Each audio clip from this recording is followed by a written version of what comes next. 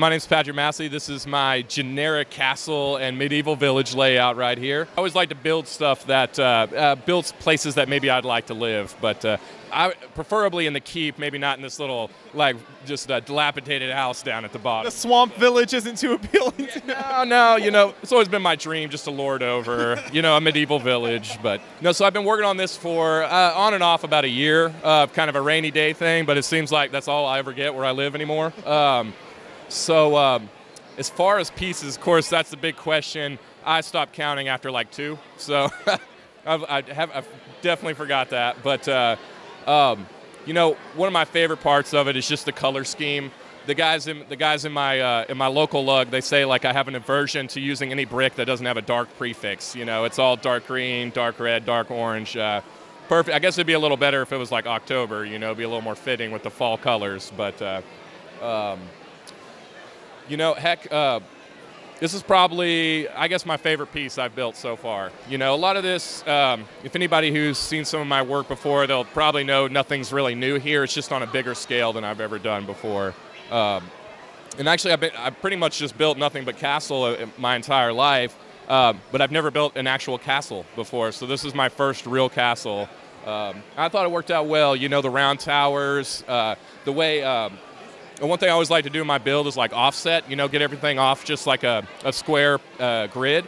So you'll see like the various, like these walls are diagonal in there. This house is set in, just sits right on tiles, so it can just sit in there any way you want it. Similar with the watchtower right here. Got a little battle scene going on right here, but honestly, I think this really looks best with no people in it, But it gives a little something. People really enjoy seeing the army invade the castle. This is... Go ahead. Talk about the trees a little bit as well, because that's something I know as I've been looking at the build and as people have been coming up, I think the trees catch people's attention. Yeah. So absolutely. When I first put this together, I had it built right about the time I wanted to take it to a show. I didn't have time to do the trees. I told myself, well, I'm just going to do the trees when I get to the show. They'll all fall apart in the car ride anyways. Well, I get to the show and I realize all the stuff that I usually make my trees out of, I left back at home. But I just happen to have these little brown Technic pieces. I happen to have them through me, and I ran a bar through it, and one of those like little, well, there it goes. That's all right. Easy enough to put back together, but I ran those 3mm bars through it, and for the most part, I can just chuck them in a box, and they hold together pretty well. A little reassembling sometimes, but for the most part, they're pretty sturdy. So that was just one of those things, like I forgot pieces, improvised, and man, this is like the design I use now. So that's what I always found with Legos. When you like get yourself in a tight spot, you don't have enough pieces, you forgot something, that really prompts you into getting a little more creative.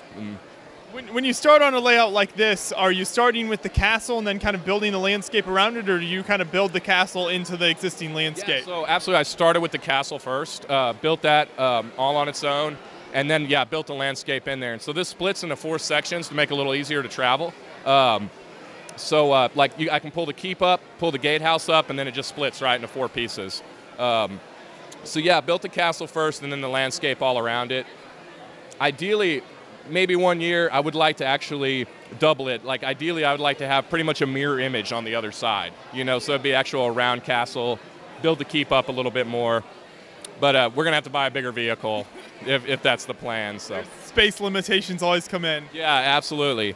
But one thing that I've told a lot of people, that they look at this and they see it, they're really amazed by it, but this is all very, very simple techniques to me. If you look, there seems to be such an arms race going on among castle builders to go with this over-the-top detail. If you really look at this, I feel like everything is actually quite simple. It's just a matter of color and composition is how it stands out. You got everything kind of small in the foreground, and then it builds up into the towers. The trees get a little taller as you look back. It gives a nice sense of dimension to me. And I think that's what I stress to people all the time, is if you can just choose the right color palette, know some basics of composition, and anybody can build something like this. It's less about the crazy parts techniques and more about just kind of the way you structure the whole layout. Yeah, absolutely. Man, I suck at drawing, I suck at painting. This is like my art medium, so just a couple of basic principles of of any type of art, you know, and your Legos will really be, you can really bring them out, you know, a little more, make them look more outstanding, I think. And then you've got a couple of different types of water you included here. So talk about kind of the techniques and the different types of you know, water and pieces you use. Sure. So originally, so I've got the waterfall coming down, the water coming like this, like a little bit of a river kind of cascading down. I wanted to do more of that, but I quickly ran out of pieces, and that's actually the whole, like the swamp, the bricks that are all over on their side to give that nice, the snot, you know, appeal there. That was actually just one of the last things I did because I had run out of so many pieces, and it just didn't have time to go buy more. So the swamp was really just like a improvisation right at the end, but I think it really works out well. I do think maybe the nice clean blue river contrasts a little too much with the green swamp, but again, that was one of those things, ran out of pieces, ran short on time, just you know, snotted all those dark green bricks, and I really think it worked. The swamp works out well. People seem to really like that aspect. And one of my, you know, let's see, one of my favorite parts of the swamp too, I don't know if you see the dead trees down there. I really think that kind of gives it a nice little dark, interesting vibe, you know.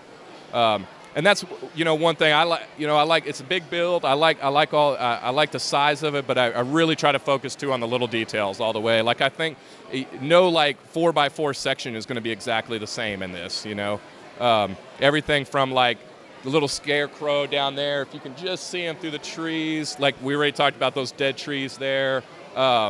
Just little, like if this. This section of the swamp right here, just a tiny couple paddles on the boat, a couple of chains laying around. It just really brings it to life to me, you know. Yeah.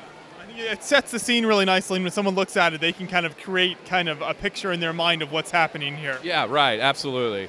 But no, it's been a lot of fun, this one. I'll be honest, I'll probably keep it around, maybe one more show, take some pictures of it, and then off the side of the table it's going to go.